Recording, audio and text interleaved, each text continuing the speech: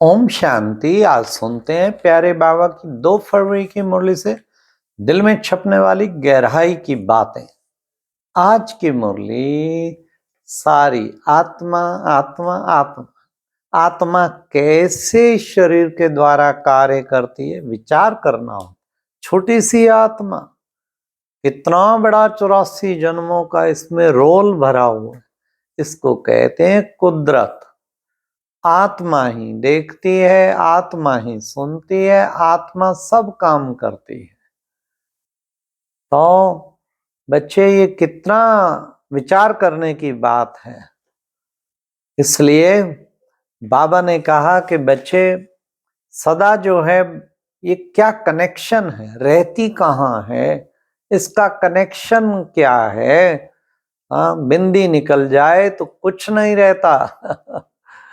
तो ये बाबा ने कहा आत्मा पे खूब चिंतन करो। हाथ उठाया, क्या क्या काम करती है आत्मा। हाथ उठाया, किसने उठाया? आत्मा ने। देख कौन रही? आत्मा। बोल कौन रही? आत्मा। तो बाबा कहते हैं इस आत्मा आत्मा की प्रैक्टिस करो। एक दिन कोशिश करो, आज के दिन कम से कम दिन में 400-500 बार जरूर प्रैक्टिस। हर कर्म करते हुए अब मैं आत्मा पेन उठा रही हूँ, अब मैं आत्मा ये कर रही हूँ। हर कर्म पे ऐसे करते चलो तो आत्मिक अवस्था कितनी अच्छी बन जाएगी।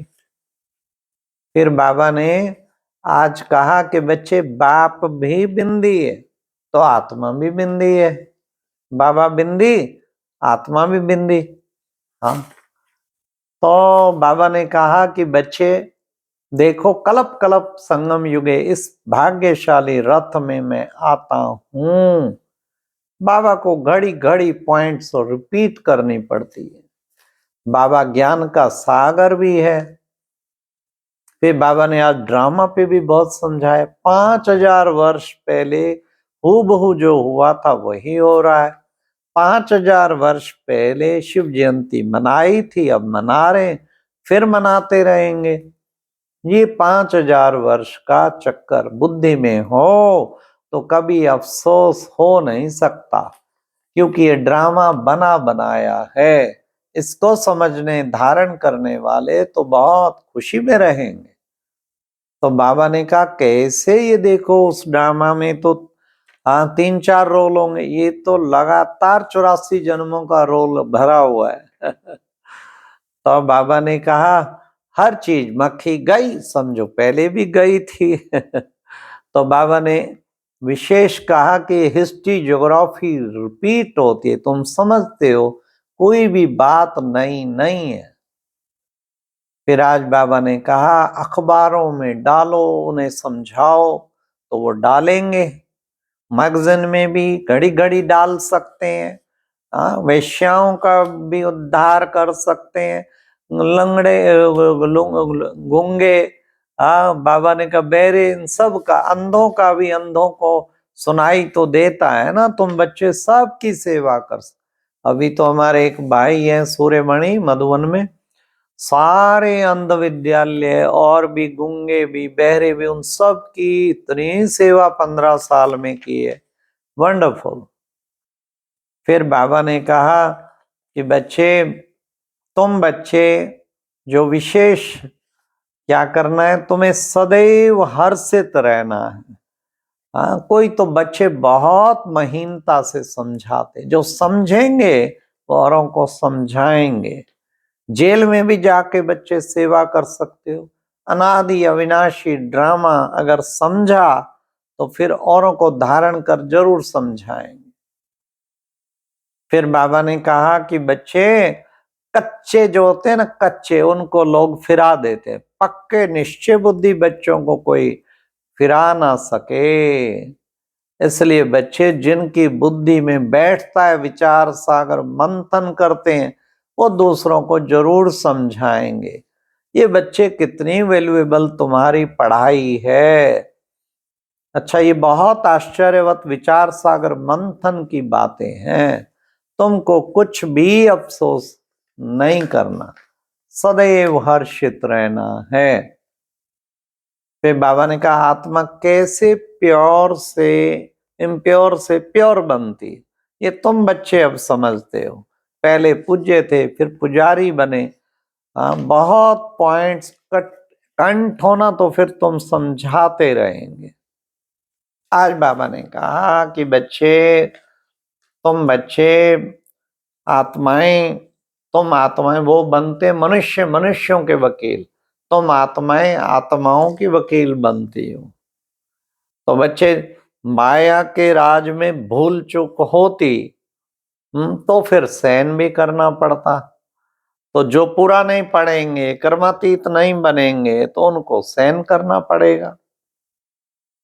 फिर बाबा ने कहा देखो बच्चे, गाया भी जाता है ना, God is one, God is one.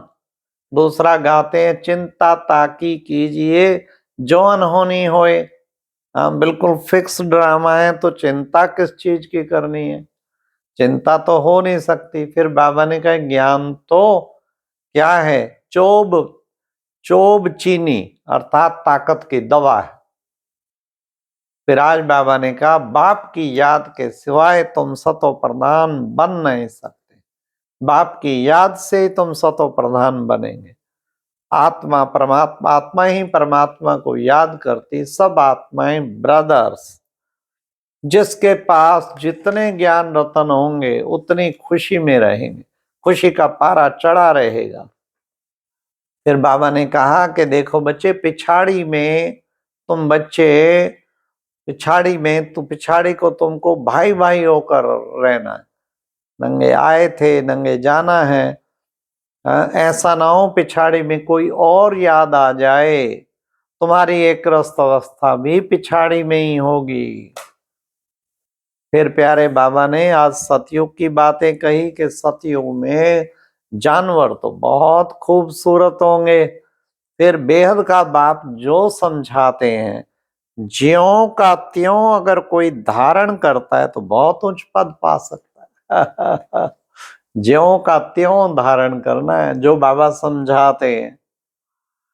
फिर बाबा ने कहा सतयुग में आत्मा और शरीर दोनों कंचन होते हैं, प्रकृति भी कंचन होती है। हाँ, इसलिए बच्चे 21 जन्म तुम बच्चे इस रूहानी पढ़ाई से फिर 21 जन्म कभी भूल चूक नहीं होगी। अब तो भूल चूक होती रहती ना। बाबा तो चलो क्षमा का सागर है, लेकिन फिर भूल करेंगे, फिर भूल करेंगे, फिर बाबा भी क्या करेगा? इसलिए बाबा ने कहा कि बच्चे अब तुम बच्चे बस एक खुशी में रहो। अब तो हमें ऐसा बनना है, खुश नसीब बनना है। आज प्यारे बाबा ने मुरली में वरदान में कहा अलबेलेपन की लहर को विदाई दे, सदा उमंग उत्साह में रहने वाले समझदार आत्मा भवा। अलबेले ऐसा तो चलता है, वो तो होता है, वो भी करते हैं, ये भी करते हैं। ये बाबा ने कहा सारी अलबेलेपन की बातें हैं। इस अलबेलेपन की लहर को विदाई दो। इतना तो चलता ही है, इतना तो लूजनेस दे देते हैं ना। वो देखो महारथियों में भी ये चीज है। ये सब बाबा ने कहा अलबेलेपन के तकिए लगा के कहीं लेटे हुए हैं।